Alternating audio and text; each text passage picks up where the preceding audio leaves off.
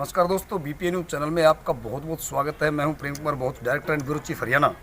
साथियों, जैसे कि हम हरियाणा की एक एक खबर से आपको वाकिफ़ कराते रहते हैं, चाहे वो राजनीति लेवल की हो या सामाजिक लेवल की हो।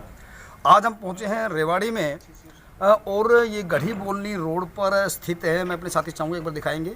ये नेम प्लेट लगी हुई है। श्री कृष्ण कुमार बहुत जो सफाई कर्मचारी आयोग के चेयरमैन नॉमिनेट हुए हैं। आज हम पहुंचे उनके रेजिडेंस पर और हम जानना चाहेंगे कि चेयरमैन साहब एक नई पहल के साथ में सफाई कर्मचारियों को किस प्रकार की सुविधा हरियाणा सरकार के संज्ञान में लेके आएंगे और उन्हें किस प्रकार की सुविधाएं प्रदान करेंगे।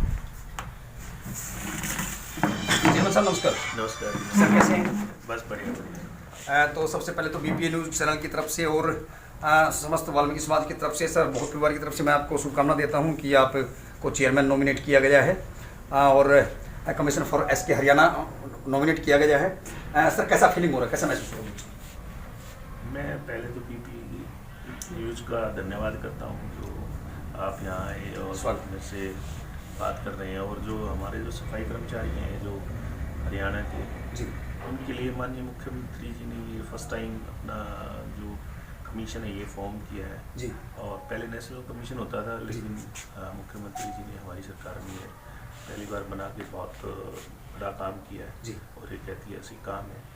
और उसमें मेरे जैसे आदमी को इसमें पहले वाइस चेयरमैन पद पे मैं काम कर रहा हूँ, अभी चेयरमैन का चार्ज है मेरे पास। जी, जी, तो मुझे बहुत फ़ख्र फील होता है कि भाई जो गरीब आदमी है, जो माननीय मुख्यमंत्री जी का विजन था कि भाई अंत्योदय हमारी सरकार का भी एक नारा लक्ष्य है कि सभी जो हमारी जो लोग हैं वो सबसे ज़्यादा हमारे जो सफाई कर्मचारी है वही अंतिम पंक्ति में अंतिम है। खड़े जी। तो उनके लिए मैं काम करने का मेरे को सौभाग्य प्राप्त हो रहा है और मैं काफ़ी काम माननीय मुख्यमंत्री जी की तरफ से कर चुका हूँ और सरकार को प्रपोजल मैं देता रहता हूँ। जी, अभी लेटेस्ट एक जो ग्रामीण सफाई कर्मचारी हैं हमारे, जी, उनके लिए अभी ESI PF का जो मुख्यमंत्री जी ने वायदा किया था वो भी इसमें 7 तारीख को लेटर आया है डिपार्टमेंट की तरफ से जी, कि भाई आपका जो ESI है वो लागू हो गया है और रजिस्ट्रेशन आप जल्दी से जल्दी एक वीक में कराइए।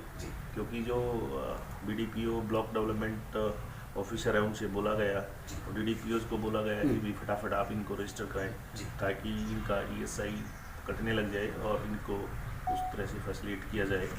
और बहुत सारी चीज़ें थी, मैं आपको बता रहा हूँ एक एक करके कि पहले जो ग्रामीण सफाई कर्मचारियों का जो वेतन था वो एक सरपंच देता था और उसके माध्यम से उनकी जो सैलरी डिले हो जाती है, अब सीधा उनके खाते में पैसा जा रहा है। और जो हमारे जो ULB वाले जो सफाई कर्मचारी है उनमें भी काफ़ी तरह से प्रॉब्लम थी। तो मैंने एक प्रपोजल मुख्यमंत्री जी के सामने रखा, सरकार के सामने रखा कि भाई हमारे जो ग्रामीण जो सफाई कर्मचारी है चाहे वो किसी भी डिपार्टमेंट में है, उनकी सैलरी है जो है वो डिले होती है तो उनका काम सारा रुक जाता है। उनकी बच्चों की एजुकेशन, उनका खुद का जो घर का खर्चा है वो नहीं चल पाता ठीक से जी, वो डिस्टर्ब रहता है। तो उसके लिए हमने सजेशन दिया सरकार को भी और मुख्यमंत्री जी ने उसको माना। अब इनका एक अकाउंट है, जैसे अभी हमारी कमेटी या काउंसिल या कॉरपोरेशन में है तो डिप्टी कमिश्नर ऑफ डिस्ट्रिक्ट का जो डिप्टी कमिश्नर है उसको 1 करोड़ रुपए के करीब एक उसके पास बजट एलोकेट कर दिया गया है। जिसकी भी जो कमेटी का मान लो उसके पास बजट नहीं है, पहले ये बोलते थे बजट हमारे पास कलेक्ट नहीं होता कई बार, तो उसमें वो DC से पैसा ले सकते हैं और DC उनको पैसा दे देता है और जब उनका बजट आ जाता है तो वो वापस DC को उसका वो पैसा रिफंड हो जाता है, रिफंड कर देते हैं। तो उसमें एक तरह से एक लिमिट है वो और ये अकाउंट ये सभी कमेटियों में जो डिप्टी कमिश्नर है उनके पास रिक्वेस्ट डाल सकते हैं जी, और काफ़ी सारों ने रिक्वेस्ट डालना स्टार्ट कर दी है। जी, जी, तो मेरे ख्याल से अब मैं जैसे सुन रहा हूँ 3-4 महीने से कोई फ़ोन नहीं आया कि भाई चेयरमैन साहब हमारी जो सैलरी है वो डिले है। तो मेरे हिसाब से मैं जो भी काम कर रहा हूँ वो बड़े ऑथेंटिक तरीके से करता हूँ और जो चीज़ें हैं वो उनके लिए वेलफेयर के लिए बहुत अच्छे से काम भी आ रही है और जिनसे इनका वेलफेयर हो रहा है जी, क्योंकि इनको टाइम पे पैसा मिलता है तो अपने बच्चे भी पढ़ा सकते हैं। बिल्कुल बिल्कुल और उसमें जो और सारी दिक्कतें हैं इनकी जी, तो वो रिजोल्व हो जाती है। तो और सारे काम हैं, काफ़ी सारे काम सरकार ने किए हैं। 10 लाख रुपए का जो इनको कंपनसेशन का जो फर्स्ट टाइम हमारी सरकार ने किया है चाहे वो सफाई कर्मचारी कहीं का भी हो, अगर उसकी डेथ उस ड्यूरेशन पीरियड में हो जाती है तो उसको 10 लाख रुपए मिलते हैं। और ये फर्स्ट टाइम हमारी गवर्नमेंट ने किया। ये मैं मुख्यमंत्री जी का भी इसमें धन्यवाद करना चाहूँगा, क्योंकि उन्होंने फटाफट इसको इम्प्लीमेंट कर दिया।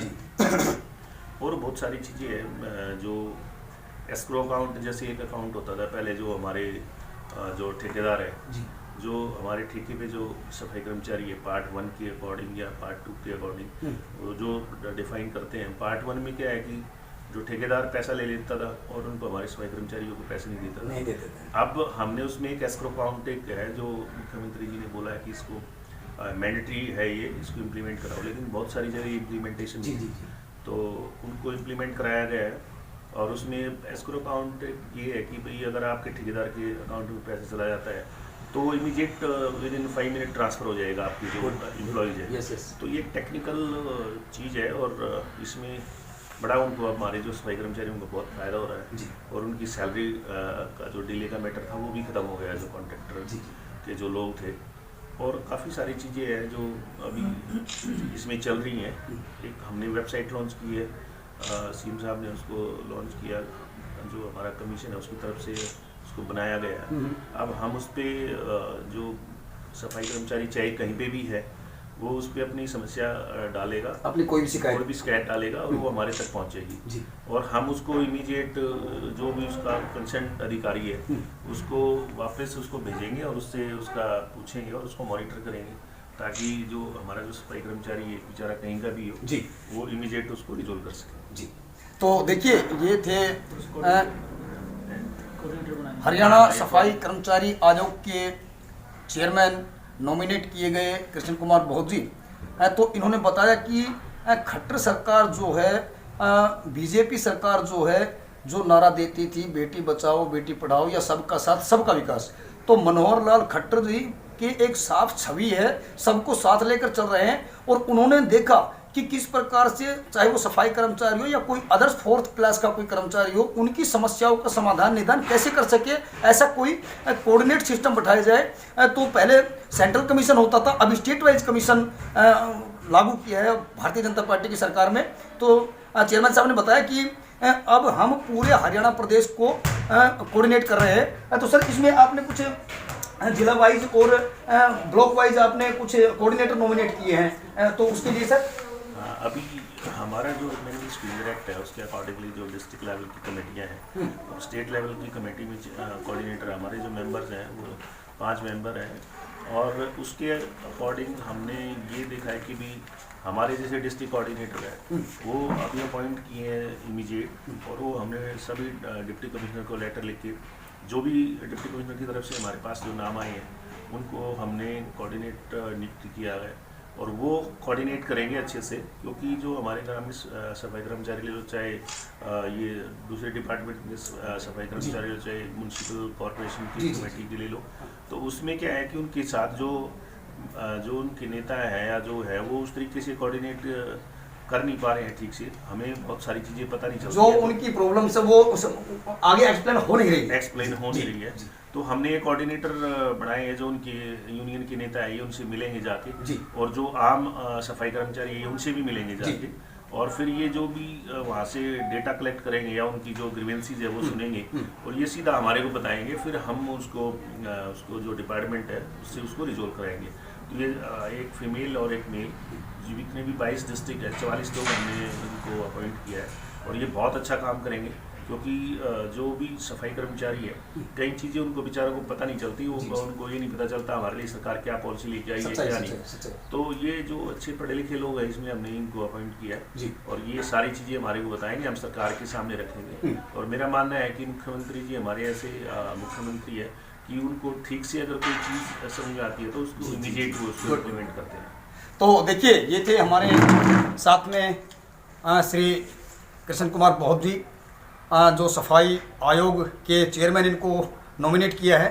और इन्होंने बताया कि आप लोग भी देख रहे हैं बीपीए न्यूज़ के माध्यम से हम रोज़ाना दिखाते हैं कि मनोहर सरकार जो हरियाणा में है यदि दूसरी बार आई है तो कोई ऐसे नहीं आई है। मनोहर सरकार एक ऐसी सरकार है जो सबको साथ लेके चलते हैं, ना कोई जाति में विश्वास रखते हैं, ना कोई वर्ण में विश्वास रखते हैं, ना किसी संप्रदाय में विश्वास रखते हैं।